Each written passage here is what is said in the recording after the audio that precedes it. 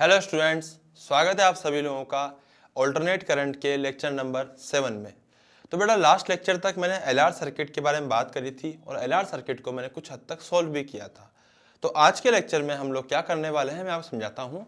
आज के लेक्चर में हम उसी एलआर सर्किट का आगे वाला पार्ट करेंगे, दैट इज आरसी सर्किट। मतलब आगे वाला पार्ट क्या, उसी में जब जहाँ पे एल लगा हुआ था, इंडक्टर लगा हुआ था, उसको अपन हटाकर वहाँ पे एक नया सर्किट एलिमेंट लगाएंगे, दैट इज कैपेसिटर। तो आरसी सर्किट के ऊपर हम लोग बात करने वाले हैं, आरसी सर्किट। अब तुम कहोगे कि सर आरसी सर्किट तो हम लोगों ने पहले ही पढ़ा हुआ है, ईएमआई के अंदर है ना, सॉरी ईएमआई में क्या, कैपेसिटर के अंदर। तो बेटा ये वो वाला आरसी सर्किट नहीं है, एक्चुअली है तो सर्किट वो ही, लेकिन जहां पे उसको हम लोगों ने कनेक्ट किया था वो डीसी सोर्स था, यहाँ पे एसी सोर्स से करेंगे और इसके कारण इस पूरे सर्किट की कहानी ही बदल जाएगी। ये आर है, ये एक्सी है, हम जानते हैं, अरे बोलो ना यार। तो बेटा करंट जो हो जाएगा वो हो जाएगा आई दे रखा है हम लोगों को, आई नोट साइन ओमेगा टी, ये हमें गिवन है, ठीक है। तो अब हम लोगों को निकालना है कि भैया ई कितना होगा। तो हम जानते हैं कि जो ई हो जाएगा वो कितना हो जाएगा, ई बराबर E at any time t is equal to E across C at any time t plus E across R at any time t. मतलब सी और आर दोनों के अक्रॉस जो भी ई आएगा उन दोनों को हमें लिखना है टाइम के साथ, वो ही सबके बराबर, दोनों के बराबर, दोनों का सम क्या आ जाएगा वही इस ई के बराबर होगा किसी भी टाइम टी पर, ये जो ई होगा। हाँ भाई समझ में आती है बात।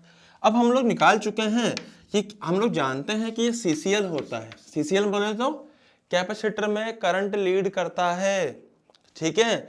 तो भैया ये कैपेसिटिव सर्किट, ये ओनली कैपेसिटर है, ठीक है। ये क्या है, करंट है, अबे ठीक है ना। तो मैं क्या लिखूंगा, मैं लिख दूंगा भैया कैपेसिटर में करंट लीड करता है, तो कितना लिखूंगा मैं, I naught X C sine omega t minus pi by 2। Sir minus क्यों करा, अबे कैपेसिटर में करंट लीड करता है ना, करंट कितने से लीड करता है, 90 से। इसका मतलब करंट वाला जो है वो 90 डिग्री कम हो जाएगा किससे, करंट वाला जो है, सॉरी करंट वाला जो है 90 डिग्री ज्यादा होगा किससे, सी वाले से। तो सी के क्रॉस पोटेंशियल कितना हो जाएगा, वो 90 डिग्री कम हो जाएगा करंट वाले से। तो करंट का कितना था, ओमेगा टी, तो इसका हो जाएगा omega t minus pi by 2। अबे समझ में आ रहा है। उसके बाद में कर दूंगा प्लस, आगे लिखूंगा I naught into R into sine omega t, क्योंकि रजिस्टर के अक्रॉस जो पोटेंशियल होता है वो सेम फेज में होता है जो करंट का फेज होता है। करंट का फेज क्या था, ओमेगा टी, इसका फेज क्या होगा, ओमेगा टी। अबे आ रहा है ना बात समझ में। तो बेटा अगेन यहाँ पे ये दो कॉम्बिनेशन ऑफ, यहाँ पे हम लोग के पास में एसएचएम आ चुके हैं। अब मैं क्या करूंगा, सबसे पहले बनाऊंगा मैं जगह। वाह शानदार बात। अब जगह बना के हम लोगों ने क्या करा बेटा, सबसे पहले आई लिखो। तो आई कितना है, आई नोट आर।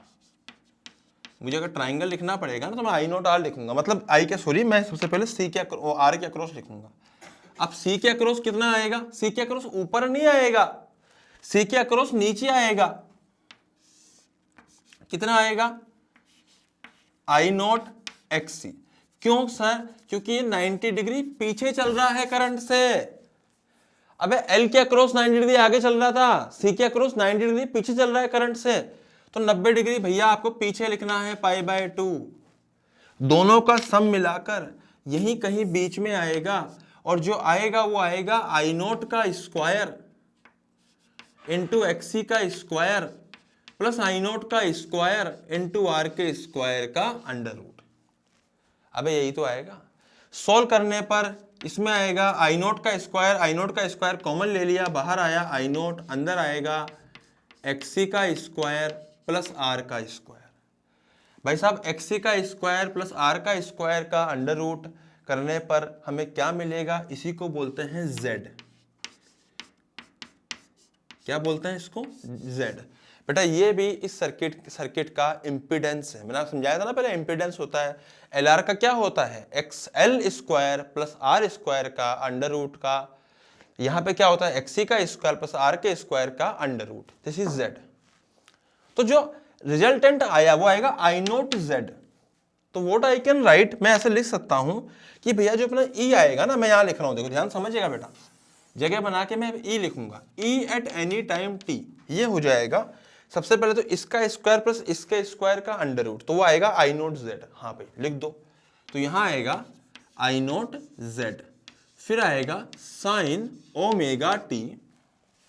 अब समझना बात को भाई साहब, करंट का फेज कितना था, sign omega T, omega t मतलब भाई साहब आर के अक्रॉस ई का फेज कितना था, ओमेगा टी, जो करंट का था वही था इसका। लेकिन जो पूरा नेट आएगा तो भैया नेट तो अल्फा एंगल आएगा यहां से हॉरिजॉन्टल से, लेकिन सर अब तक जो अल्फा आ रहे थे वो ऊपर आ रहे थे हॉरिजॉन्टल से, ये नीचे आ रहा है। हाँ बेटा समझता हूं मैं ये बात। तो हम लोग क्या लिखेंगे, टेन अल्फा का तो फिलहाल खैर हम यही लिख सकते हैं, this is XC divided by R. लेकिन आप यहां पे जब ओमेगा टी करोगे और जब आप रिजल्टेंट लिखोगे इसका ई का, तो आपको यहां पे जो लिखना है ना, प्लस नहीं करना, माइनस करना है अल्फा। सर माइनस क्यों करना पड़ा, क्योंकि बेटा आपकी बार ये नीचे की तरफ है। जो आई नोट आर है, मतलब जो करंट है वो आगे चल रहा है। सीसीएल होता है ना, कैपेसिटर में करंट लीड करता है। अब भले ही ये प्योरली कैपेसिटिव सर्किट नहीं है, अगर ये प्योरली कैपेसिटर होता तो 90 डिग्री पीछे चलता करंट, सॉरी करंट 90 डिग्री आगे चलता, कैपेसिटर के अक्रॉस 90 डिग्री पीछे चलता। लेकिन बात ये है, ये मतलब यहाँ पे कैपेसिटर में करंट लीड करता है, मतलब करंट जो है वो 90 डिग्री आगे चलेगा, किससे, ईएमएफ से। लेकिन बेटा यहाँ पे प्योर नहीं है, एक्सी भी है और आर भी है, पर है तो कैपेसिटिव यार।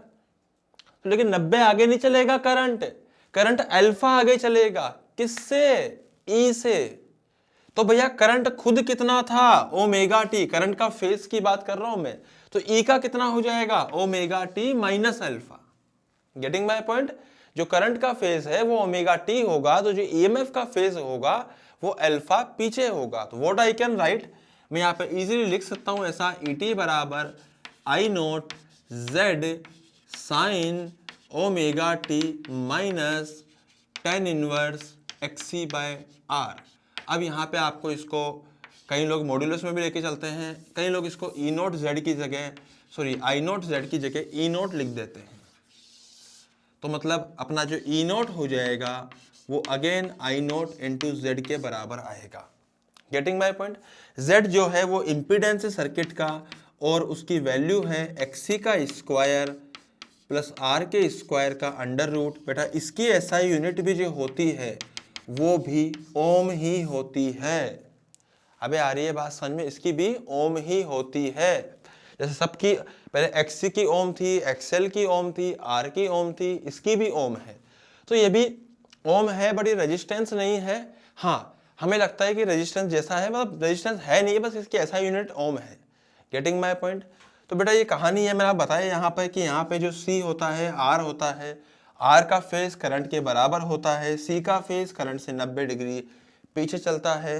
दोनों का फेज करंट से पीछे चलेगा, बट 90 पर नहीं चलेगा, अल्फा पे चलेगा। दोनों को मिक्स कर दिया तो आपको ये यहाँ से लेके यहाँ तक नोट डाउन करना है, फिर हम लोग आगे बढ़ेंगे।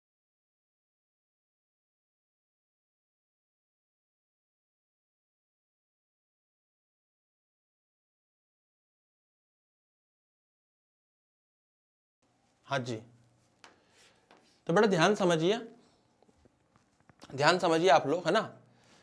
यहाँ तक अपन लोगों ने ये चीज़ समझी है। अब मैं आपको यहाँ पे क्वेश्चन कराता हूँ, जैसे क्वेश्चन से एक साइन समझना।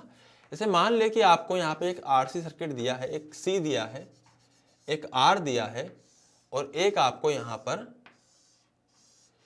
ईएमएफ दिया है। रेजिस्टेंस आर है, ये एक्सी है, तो आर जो होगा वो 4 ओम होगा, एक्सी जो होगा वो 3 ओम होगा। ऐसा गिवन है आप लोगों को। गेटिंग माय पॉइंट, ऐसा आपको दे रखा है।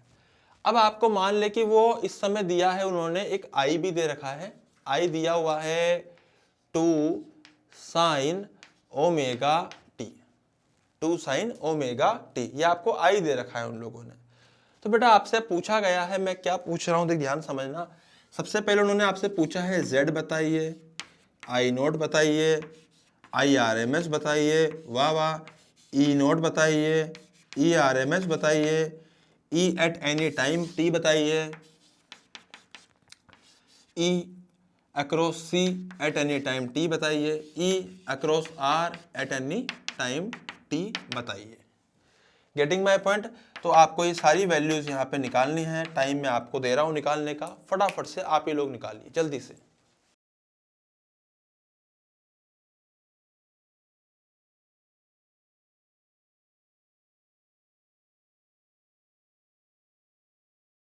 हाँ जी, तो बेटा मैं आपको बताता हूँ कि इसको हम किस प्रकार से करते हैं। क्या बताऊंगा आपको खुद ही पता है। z क्या होता है भाई, दोनों का स्क्वायर का अंडर रूट कर दे, xc का स्क्वायर प्लस r के स्क्वायर का अंडर रूट। xc का स्क्वायर क्या होता है तू जानता ही है यार, अबे जानता है ना, 3 का स्क्वायर 4 के स्क्वायर का अंडर रूट। भाई साहब 3 का 9, 4 का 16, 9 पर 16 25, 25 का रूट 5। आया कि नहीं आया? अबे आया ना, 5 ओम आएगा z भैया। आई नोट कितना हो जाएगा, जो साइन के आगे लगा हुआ है, that is 2। I R M S कितना हो जाएगा, इसको √2 से डिवाइड कर दो तो बचेगा ओनली √2। अबे आ रहा है भाई साहब। ई नोट कितना हो जाएगा सर जी, ई नोट हो जाएगा I naught into Z. I note 2 है, जेड 5 है, 2 इंटू 5 10 वोल्ट हो जाएगा। Sir ji are M S कितना हो जाएगा, 10 divided by √2, answer will be 5√2। Getting my point.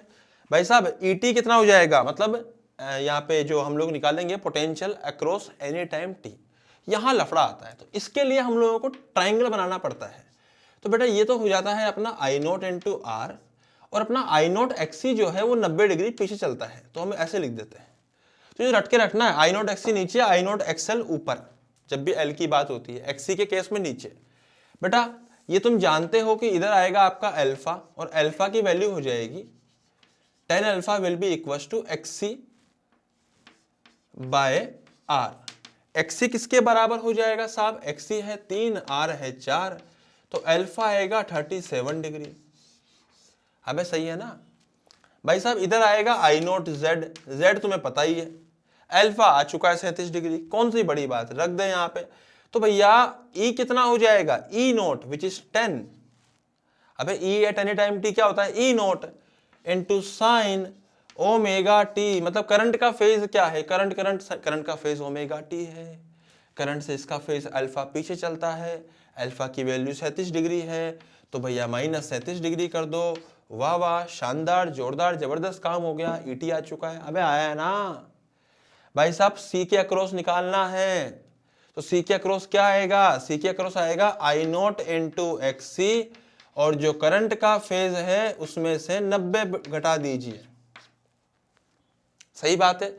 तो आई नोट इंटू एक्सी कितना है, आई नोट 2 है, एक्सी 3 है, दोनों मिला के 6 हो गया, 6 sign omega T -90। Getting my point. Similarly हमसे पूछा जाए कि बताइए ई आर टी कितना होगा, तो लिख दीजिए आई नोट इंटू आर, और सेम फेज जो करंट का है, करंट का ओमेगा टी है, इसका भी ओमेगा टी ही आएगा। तो 2 मल्टीप्लाई 4 8 साइन ओमेगा टी, ये हो चुका है अपना आर का फेज। हमें आया कि नहीं आया? तो भैया ये हम लोगों ने पूरी पीएचडी कर डाली फिर से अपने किस पर, कैपेसिटिव सर्किट के ऊपर। तो फटाफट से इसको नोट डाउन कर लीजिए, उसके बाद फिर हम लोग आगे बढ़ेंगे।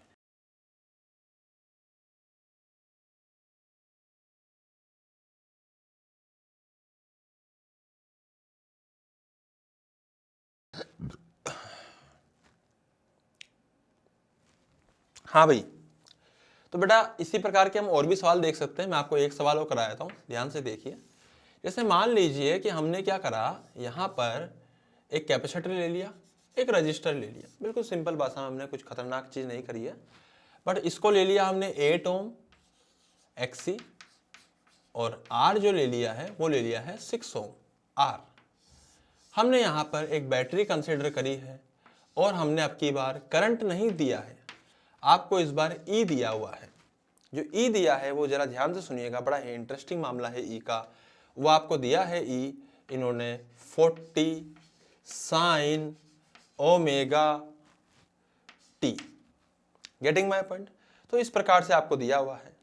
क्या क्या पूछा है बता देता हूं मैं, लिस्ट बना देता हूं क्या क्या पूछा है। पूछा है आपसे Z, पूछा है आपसे आई नोट, पूछा है आपसे ई नोट, और पूछा है आई आर एम एस, और पूछा है ई आर एम एस, और पूछा है current at any time T, और पूछा है क्या potential across C at any time T, potential across R at any time T. वाह वाह, जोरदार, जबरदस्त, जल्दी से आप लोग ही बताइए, फास्ट।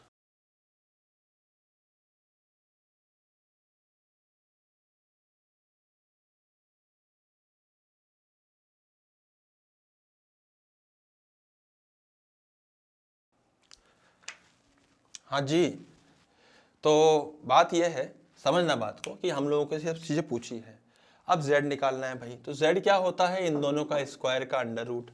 तो xc का स्क्वायर इज 8 का स्क्वायर, एक्सएल r का स्क्वायर इज 6 का स्क्वायर, दोनों का अंडर रूट कर दो। तो 64 प्लस 36 इज 100, 100 का under root is 10 ohm. Getting my point.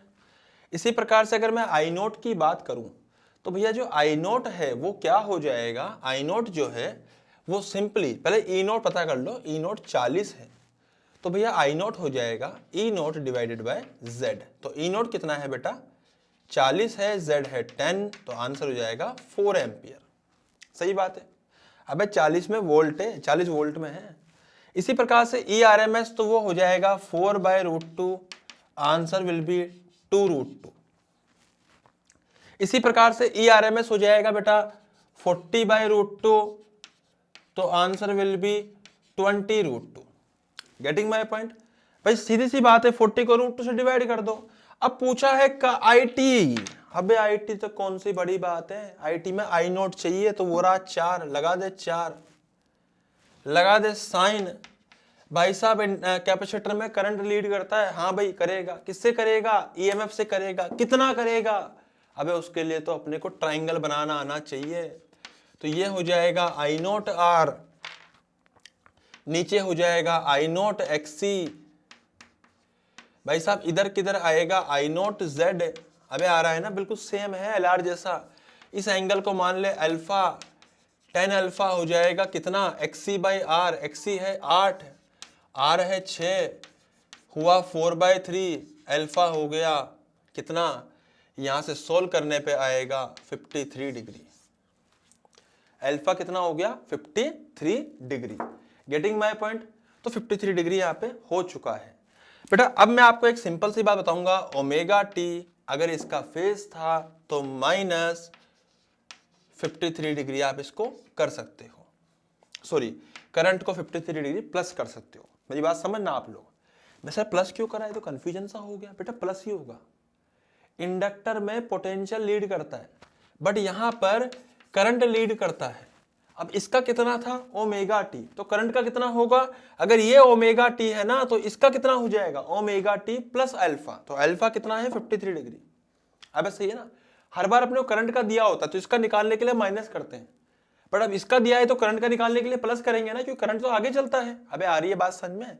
तो 4 sign omega t plus 53 degree. अगर मुझे ईसीटी निकालना होगा तो वो हो जाएगा कितना, वो हो जाएगा I naught into X C into sine. अब देखो ईसीटी क्या होता है, मतलब कैपेसिटर के अक्रॉस पोटेंशियल, वो करंट के फेज से, जो करंट का फेज है ओमेगा टी प्लस 53 डिग्री, उससे 90 डिग्री आगे चलता है। आई मेरी बात समझ में। तो बेटा आई नोट कितना है, आई नोट दे रखा है 4, एक्सी कितना है 8, तो 4 into 8 32 sign omega t plus, दोनों को जोड़ दो 143 डिग्री हो जाएगा। अरे बात समझ में आ रही है। सिमिलरली अगर मैं बोलूं आर टी, तो मैं क्या लिखूंगा यहाँ पे, आई नोट इंटू आर, इसका फेज सेम होगा जो करंट का फेज है, और करंट का फेज है ओमेगा टी प्लस 53 डिग्री। तो बेटा यहां से व्हाट आई कैन राइट, ई ई ई ई ई, तो हो जाएगा 4 आई नोट है, आर है 6, तो 6 into 4 24 sign omega t plus 53 degree. Getting my point. तो बेटा हम लोग ये चीज लिख सकते हैं यहां पर। Getting my point. आप इसको नोट डाउन कर लीजिए पूरा पूरा, उसके बाद फिर हम लोग आगे बढ़ेंगे। जल्दी से नोट डाउन कर लीजिए पूरा।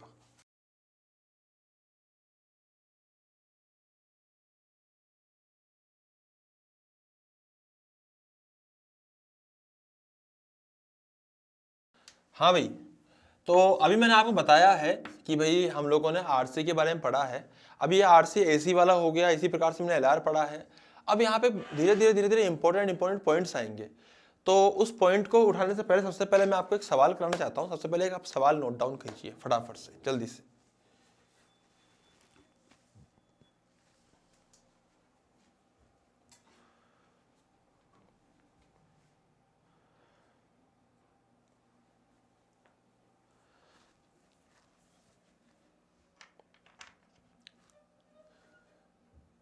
हाँ जी, तो बेटा इस सवाल के अंदर जो हम लोगों ने चीजें पढ़ी, इसमें से इस सवाल में एक बात करी गई है, दैट इज इंडक्टर कोइल। ये इंडक्टर कोइल क्या है ना, ये मतलब एक ऐसा वर्ड का इस्तेमाल किया गया है जो आई थिंक आप लोगों ने पहली बार सुना होगा, कम से कम एकेड लर्निंग में। तो इंडक्टर कोइल क्या है वो समझते हैं अपन लोग।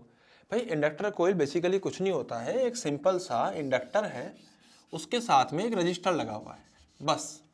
अब ऐसा नहीं कि सिंपली इंडक्टर ना, इंडक्टर के साथ रजिस्टर भी। उसके अलावा हम लोग इसको क्या करेंगे, एक सर्किट से कनेक्ट कर देंगे। अब इसने कहा है कि जब ये इंडक्टर कोइल किसी डीसी सर्किट से, डीसी सोर्स से कनेक्ट होता है जो कि 12 वोल्ट का है, तो हमें स्टेडी स्टेट पर, मतलब स्टेडी स्टेट बोले तो कि ऐसा टाइम बीत चुका है बेटा जब बहुत देर हो चुकी है इस करंट को चलते चलते, उस टाइम पर जो इंडक्टर कोइल है वो कैसे वर्क करेगा, वो एक सिंपल वायर की तरह वर्क करेगा। तो व्हाट आई कैन से कि उस दौरान जो करंट आएगा वो करंट हमें दे रखा है स्टेडी स्टेट पे 4 एम्पियर। अब सही है, इस पे कितना दे रखा है, 4 एम्पियर करंट हमें दे रखा है। तो मैं क्या लिख सकता हूं यहां पर, जो अपना जो देखो स्टेडी स्टेट पे एल का कोई रोल नहीं होगा, सिर्फ आर ही बचेगा। तो जो करंट आएगा ना डीसी में वो आएगा 12 volt divided by resistance R. तो बेटा करंट गिवन है हम लोगों को 4, 12 डिवाइडेड बाय आर, सोल्व करने पे आर की वैल्यू आएगी 3 ओम। सोल्व करने पे आर की वैल्यू आएगी 3 ओम। तो हम लोग इसको ऐसे लिख सकते हैं कि भैया आई बराबर ये 3 ओम हो जाएगा।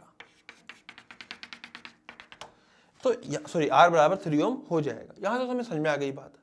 अब बात क्या है कि सवाल में हमने पूछा था हमसे कि एल और आर दोनों बताना है।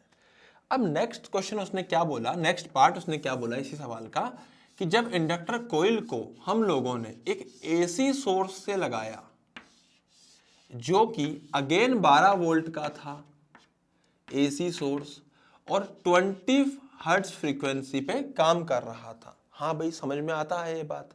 तो भैया अगर ऐसे में अगर इसको एसी सोर्स से लगाया तो what is 20 hertz, this is omega बराबर 2 पाई एफ। तो what I can write 2 into pi into 20, this equals to 40 pi, ये हो जाएगा अपना ओमेगा। Getting my point. तो यहां से हम लोग ओमेगा निकाल लेंगे। अब समझ में आ रहा है आप लोगों को। तो यहां से ओमेगा तो आ गया। अब हमें क्या बताना है कि एक्सेल कितना है। एक्सेल होता है ओमेगा इंटू एल। तो बेटा ये हो जाएगा 40 पाई एल। अबे ठीक है। अब देखो मेरी बात ध्यान समझना, यहां पर मैं क्या लिख सकता हूं, ये 12 वोल्ट ऑफ एसी सप्लाई है। इसका मतलब जो ई है ना वो ई आरएमएस दे रखा है अपने को 12 वोल्ट। बेटा जब भी बात करी जाए, मैंने पहले भी कहा है 12 volt of AC supply, 100 volt of AC supply, 200 volt of AC supply, इन सब का एक ही मतलब होता है कि ये सब आरएमएस वैल्यू है। तो ई आरएमएस दे रखा है 12 वोल्ट। मतलब हम ऐसा लिख सकते हैं कि ई आरएमएस बराबर I RMS into Z. Getting my point. अब सही है ना। अब ई आरएमएस दे रखा है 12 वोल्ट, आई आरएमएस हमें बोला भी गया है कि यहां पे हमें 3 एम्पियर का एसी करंट मिला। It means 3 ampere RMS value हमें करंट की मिली। ठीक है, this equals to what I can write z की वैल्यू। z कितना हो जाएगा बेटा, z हो जाएगा एक्सएल का स्क्वायर प्लस आर का स्क्वायर का अंडर रूट। अबे सही है, यही तो z होता है यार। तो सोल्व करने पे यहां से आएगा, देखो 3 से हम उड़ा देंगे 12 को, तो 4 से उड़ेगा, तो 4 बराबर हो जाएगा एक्सएल। बेटा एक्सएल है 40 पाई एल का whole square. Getting my point. Plus R, R कितना है, आर है 3, तो यहां कर दीजिए 3 का होल स्क्वायर का अंडर रूट। अबे सही है। तो यहाँ पे आ चुका है हम लोगों को, यहाँ से हम लोग सोल्व करके L की वैल्यू निकाल सकते हैं। वो अब सोल्व होएगा, बड़ा ही खतरनाक सा बनेगा, मैं कर देता हूँ। तो इधर आएगा 4 का स्क्वायर हो जाएगा 16, इधर हो जाएगा 40 पाई का whole square into L square plus 9। Getting my point. ये इधर जाएगा बेटा, ये बन जाएगा 7 बराबर 40 पाई L का whole square. Getting my point. अब यहां से इसका अंडर रूट हो जाएगा और फिर बाकी चीज डिवाइड हो जाएगी and we can find L from here. तो यहां से जो L आएगा वो हो जाएगा under root 7 divided by 40 pi, this equals to L। अबे ठीक है ना। तो ये खतरनाक सी वैल्यू आई L की। फिर ये हमारे लिए मेन मुद्दा नहीं था, हमारे लिए मेन मुद्दा क्या था कि हमें समझ में आए कि निकालना क्या है। तो बेसिकली मैंने किया क्या है, ध्यान समझिएगा। यहाँ पे मैंने एक इंडक्टर कोयल में ये एक्सेल होता है, ये R होता है, ये सोर्स होता है E। हमें बोला गया है कि जो AC सोर्स है वो 12 वोल्ट है, जो फ्रीक्वेंसी है वो 20 हर्ट्ज है। तो ओमेगा हो जाएगा 2 pi into frequency which is 40 pi and what I can right ERMS हो जाएगा 12 वोल्ट जो हमें दिया है, और ERMS बराबर IRMS इंटू Z। ERMS बराबर 12, IRMS बराबर 3 और Z हो जाएगा XL का स्क्वायर प्लस R का स्क्वायर का अंडर रूट। एक्सेल क्या होता है वो मैंने लिख दिया यहाँ पे, 40 पाई L का होल स्क्वायर प्लस 3 का स्क्वायर इक्वल्स टू 3 से इसको उड़ा दिया 4। सोल्व करने पे हम लोग यहाँ से वैल्यू निकाल सकते हैं। Getting my point. तो बेटा इस सवाल को आपको नोट डाउन करना है, बहुत ही प्यारा सवाल था, इसका फटाफट सॉल्यूशन नोट डाउन कीजिए, देन उसके बाद हम लोग आगे बढ़ते हैं जल्दी से।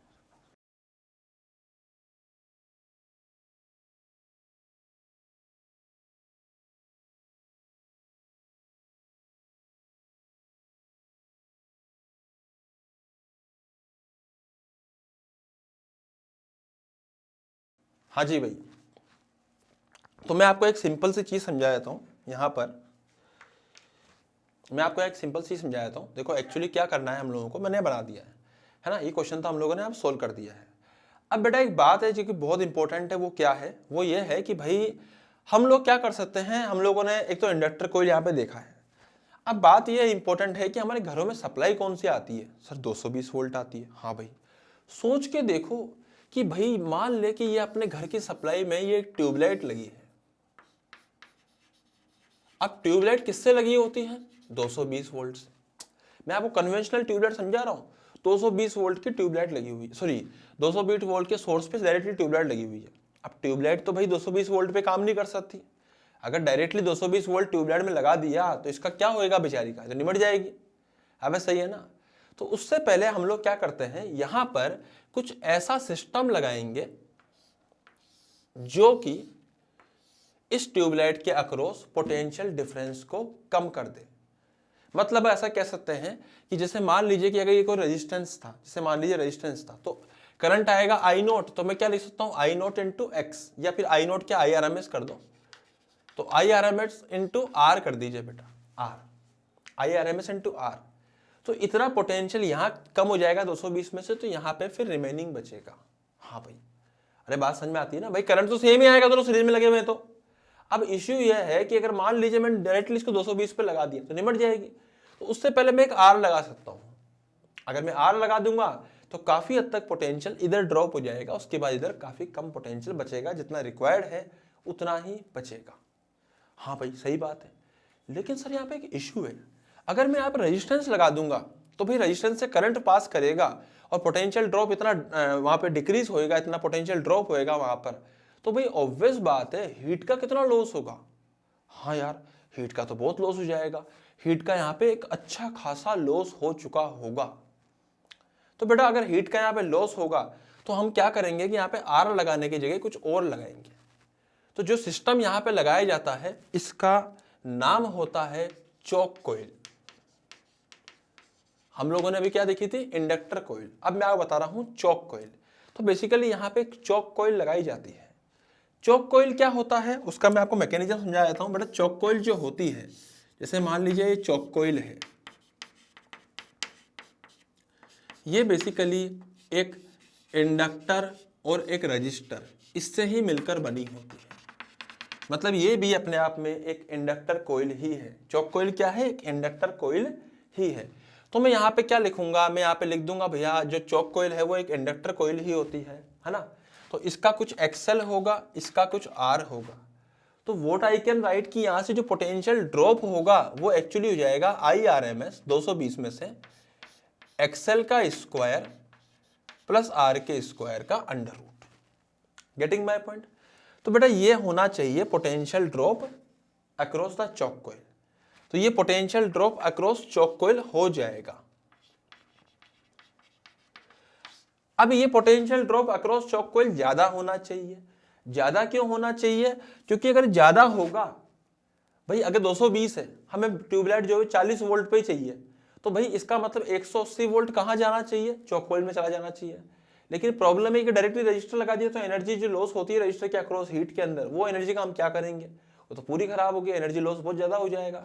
तो यहाँ पे हम क्या करते हैं, एक्सेल और आर दोनों लगाते हैं। देखो अब तुम क्या करो, तुम कुछ ऐसा सिस्टम बनाओ, ध्यान समझना बेटा, थ्योरेटिकल बात है। सिस्टम कुछ ऐसा होना चाहिए कि एक्सेल जो है ना, एक्सेल जो है वो ज्यादा रहे और आर कम रहे, लेकिन ओवरऑल जो जेड की वैल्यू है वो ज्यादा रहे। ऐसा समझे नहीं? मतलब बात यह है बेटा कि अगर आपको ड्रॉप पोटेंशियल ड्रॉप ज्यादा करना है तो आपको यहाँ पे एक्सेल और आर दोनों की वैल्यू बढ़ानी पड़ेगी। पर आर बढ़ाने से एनर्जी का खतरा, एनर्जी वेस्ट होने का खतरा होता है, इसलिए हम लोग सिर्फ एक्सेल को बढ़ाते हैं, आर को कम रखते हैं। बट आर को इतना भी कम नहीं रखते कि पता पड़ा कि जो पोटेंशियल ड्रॉप है यही कम हो गया। पोटेंशियल ड्रॉप तो बढ़ा के रखना है हम लोगों को, जितना रिक्वायर्ड उतना रखना है मतलब बेसिकली, लेकिन आर हम लोगों के लिए कम होना चाहिए ताकि एनर्जी का लॉस कम से कम हो। बट एक्सेल ज्यादा हो सकता है। इसका मतलब एक्सेल तब ज्यादा होगा when choke coil having high inductance, या जब चौक कोयल के अंदर हाई इंडक्टेंस होगा। अगर चौक कोयल में हाई इंडक्टेंस होगा तो एक्सेल की वैल्यू ज्यादा होगी। बट अगर आपको एनर्जी का लॉस कम से कम करना है तो फिर रेजिस्टेंस शुड बी लो, तो लो रेजिस्टेंस। अबे आया ना, इंडक्टेंस हाई होनी चाहिए, रेजिस्टेंस लो होना चाहिए। और इंडक्टेंस इतनी हाई होगी कि ये जेड जो बनेगा, जेड की वैल्यू ओवरऑल हाई आ जाएगी, तो इतनी अप्रोप्रिएट आ जाएगी जिससे हमारा चौक कोयल में के अक्रॉस जो पोटेंशियल डिफरेंस होना चाहिए वो एक अप्रोप्रिएट अमाउंट में हमें मिल जाए। Getting my point. अगर वो फिर से वही बात बोलूंगा, आर बढ़ाएंगे तो एनर्जी का लॉस ज्यादा होगा, इसलिए आर को कम रखना है पर इंडक्टेंस को हाई रखना है। तो बेटा एक्चुअली क्या होता है, एक टर्म होता है जिसको बोलते हैं पावर फैक्टर। अभी पावर फैक्टर क्या होता है मैं अभी आपको समझाऊंगा, बट पहले आप एक चीज समझिए। पावर फैक्टर जो होता है बेसिकली वो होता है आर बाई जेड। मैं समझाऊंगा अभी आपको क्या होता है पावर फैक्टर, बट आप एक बात ध्यान रखना, चौक कोयल के अंदर पावर फैक्टर शुड बी लो। चौक कोयल में पावर फैक्टर मैं लिख देता हूं यहां पे शुड बी लो। ये पावर फैक्टर यहां पे कम होना चाहिए, और ये कम तभी होगा जब आर लो होगा एंड जेड हाई होगा। बेटा जेड कब हाई होगा? जब अगर आर जेड क्या है, इन दोनों का स्क्वायर का अंडर रूट। अब जेड यही तो है, तो जेड हाई कब हो सकता है? आर तो कम हो गया, तो एक्सेल बढ़ाकर ही जेड हाई हो सकता है। इसका मतलब हमने जो कहानी पढ़ी थी वो बिल्कुल सटीक बैठ रही है कि inductance should be high but resistance should be low, और पावर फैक्टर भी इसी से लो होएगा जब आर की वैल्यू कम होएगी और जेड की वैल्यू बढ़ेगी। Getting my point. तो inductance choke coil should have high inductance, low resistance and low power factor. Power factor इसका लो होना चाहिए। अब बच्चों को यहाँ पे बड़ा भयंकर सा कंफ्यूजन होता है कि सर पावर फैक्टर आखिर है क्या। तो पावर फैक्टर मैं समझाता हूँ आपको ब्रेक के बाद, उससे पहले आप इसको नोट डाउन कीजिए, फिर हम पावर फैक्टर पढ़ेंगे, पावर फैक्टर समझेंगे।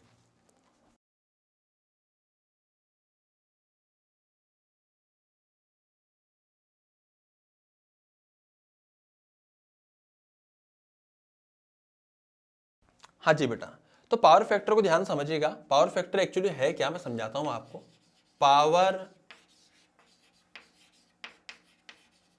फैक्टर देखो एक बड़ी इंपॉर्टेंट चीज है। जब भी हम लोग एवरेज पावर की बात करते हैं बेटा, इसका एक डेरिवेशन है डेरिवेशन वही है कि एवरेज पावर क्या होती है, पावर इनटू dt, उसका इंटीग्रेशन अपॉन dt।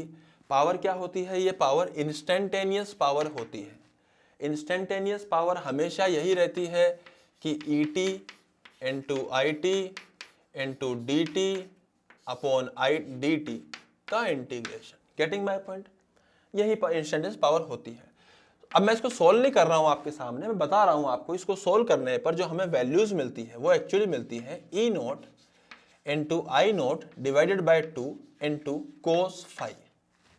बेटा जो फाई है ये क्या है मैं समझाता हूं आपको। एक्चुअली जैसे मान लीजिए करंट है हमारे पास में आई बराबर I note sine omega T, तो जो फाई होगा वो एक्चुअली ऐसे होगा कि जो ई होगा वो हो जाएगा E naught sine omega t plus phi. तो phi is basically the phase difference between E and I. जो फाइनली जो ई बनेगा ना और फाइनली जो आई बनेगा, उन दोनों के बीच का जो फेज डिफरेंस है दैट इज फाई। तो यहां से रिजल्ट में डायरेक्टली फाई का टाइम आता है कोस फाई के रूप में। तो मैं पावर एवरेज को कुछ ऐसे भी लिख सकता हूं कि जो ई नोट है इसको ई नोट बाय रूट 2 कर दो और इस आई नोट को आई नोट बाय रूट 2 कर दो और फिर यहां पे कोस फाई को रहने दीजिए। हाँ भाई समझ में आ रहा है। तो भैया हम ये समझते हैं कि जो अपना ई नोट बाय रूट 2 है ये है अपना ई आर एम एस और आई नोट बाय रूट 2 है ये है अपना I R M S into cos phi. This is equals to power average. तो बेटा जो पावर एवरेज आता है वो एक्चुअली ई की आरएमएस वैल्यू, आई की आरएमएस वैल्यू और उन दोनों के बीच का जो फेज डिफरेंस है उसका कोस फाई वैल्यू से मल्टीप्लाई करने पर ही हमें पावर एवरेज मिलता है। तो बेसिकली जो कोस फाई है, ये जो कोस फाई हुआ दिया होता है इसी को बोलते हैं power factor. Power factor, getting my point. अबे सही है ना। और आप यकीन नहीं मानोगे, हर केस में जितने भी हम केस पढ़ते हैं हर केस में जो कोस फाई की वैल्यू आती है वो आती है r बाई जेड के बराबर। तो कोस फाई की वैल्यू r बाई जेड होती है। मतलब मैक्सिमम केस के अंदर व्हाट आई कैन से कि मैक्सिमम केस क्या सभी केस के अंदर कोस फाई की वैल्यू r बाई जेड के बराबर होती है। तो पावर फैक्टर होता है r बाई जेड। बेटा इस फाई से कंफ्यूज मत होना, ये e और i के बीच का फेज डिफरेंस है जो हम लोग जनरली अल्फा के रूप में लिखते हैं। मैं अल्फा इसलिए लिखा करता था ताकि आप कंफ्यूज ना हो गए। आई मेरी बात समझ में। बाकी ये फेज डिफरेंस है जो कि कोस फाई, या तो आप कोस अल्फा लिख सकते हो जो अपन लिखते आए हैं नोट्स के अंदर, या आप फाई लिख सकते हो। जनरली हमारे पास में 10 अल्फा होता क्या है, जनरली हमारे पास में जो 10 अल्फा होता है, मेरी बात ध्यान समझिएगा, वो क्या होता है। जैसे मान लीजिए फर्स्ट केस में एक्सएल बाई आर कर दिया, अब मैं समझाता हूँ आपको, ध्यान समझिएगा। एक्सएल बाई आर कर दिया तो 10 अल्फा लिखूं या 10 फाई लिखूं। अब मैं अल्फा लिखता हूं अलग बात है, तो मैं सॉल्व करूंगा तो 10 अल्फा क्या होता है भैया, परपेंडिकुलर अपॉन बेस, यही तो जानते हैं अपन। पर 10 क्या होता है, परपेंडिकुलर अपॉन बेस। तो भैया अगर मैं इसी में से कोस अल्फा लिखूंगा तो कोस क्या होता है, base which is R divided by hypotenuse. तो हाइपोटेन्यूस होता है बेटा दोनों का स्क्वायर का अंडर रूट। तो इसका स्क्वायर प्लस इसके स्क्वायर का अंडर रूट मतलब r by Z. This is the cos alpha and this is the power factor. तो वो अल्फा और फाई यहाँ पे एक ही चीज है और r बाई जेड जो होता है वो पावर फैक्टर के बराबर आता है। तो बेटा यहाँ मैंने जो इंडक्टर कोयल आपको बताया है या चौक कोयल जो बताया है, इसके अंदर पावर फैक्टर शुड बी लो, क्योंकि अगर पावर फैक्टर ज्यादा होगा तो वो ज्यादा पावर कंज्यूम कर जाएगा अपने अक्रॉस। अगर ज्यादा देखो पावर फैक्टर जैसे मान लीजिए कि यहाँ पे है अपना, अब पावर फैक्टर क्या होता है, एवरेज पावर एवरेज क्या होता है, मतलब E R M S I R M S into cos phi. सोच पावर फैक्टर के लिए 0 है तो पावर एवरेज 0 निकलेगा। सोच अगर 1 है तो सारा का सारा इतना सारा एनर्जी जो है 100% एनर्जी यहाँ पे कंज्यूम हो रही होगी, पावर एवरेज वो दे रहा होगा। आई मेरी बात समझ में। तो हम लोगों के लिए चौक कोयल में ये पावर फैक्टर लो होना चाहिए। Getting my point. बाकी घरों की सप्लाई वगैरह जो होती है उसमें हमारे जो पावर फैक्टर है वो लो भी नहीं होना चाहिए, मतलब लो तो नहीं होना चाहिए, वो एक एवरेज रहना चाहिए, मतलब 70% 80% से ऊपर रहना चाहिए। मतलब अगर मैं कोस फाई में बात करूँ तो इट शुड बी 0.7 0.8 0.9 इसके बीच में रहना चाहिए, मतलब है ना। ज़्यादा अगर तुम हैवी इंस्ट्रूमेंट्स लगा दोगे जहाँ पावर लॉस ज़्यादा होने लग जाता है तो पावर फैक्टर फिर धीरे धीरे डिक्रीज होने लग जाता है। तो बेसिकली आपके लिए तो सिर्फ ये रटने की बात है कि पावर फैक्टर क्या होता है, power factor is r by Z. मैं आपको बेटा 4-5, पहले आप इसको नोट डाउन कीजिए, फिर मैं आपको 4-5 ऐसे एग्जाम्पल लेता हूँ जहाँ आपको पावर फैक्टर के बारे में समझाऊंगा। पहले नोट डाउन कर लीजिए।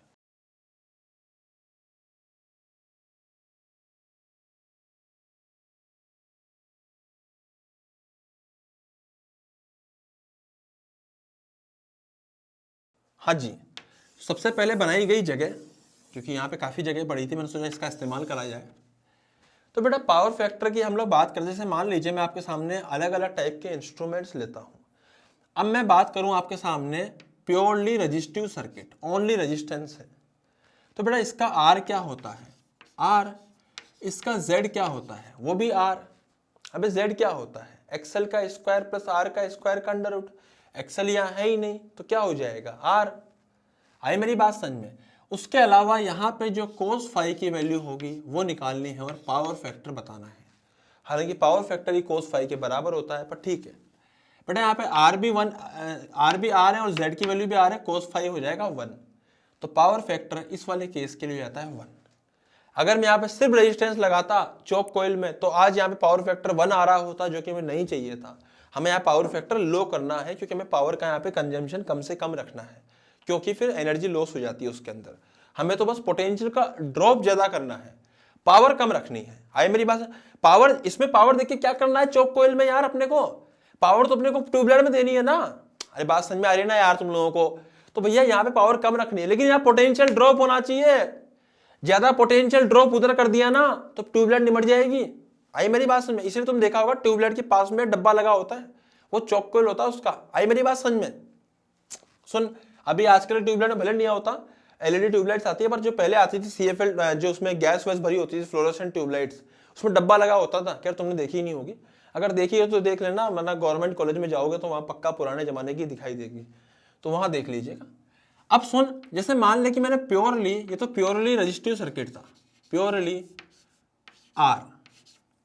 अब मैं बात करूं प्योरली एल सर्किट, मतलब प्योरली इंडक्टिव सर्किट। तो इंडक्टिव सर्किट में क्या होता है, आर की वैल्यू हम लोग कह सकते हैं 0 और जेड की वैल्यू हो जाएगी कितनी, XL। सही बात है बेटा। cos फाई कितना हो जाएगा, 0, पावर फैक्टर 0।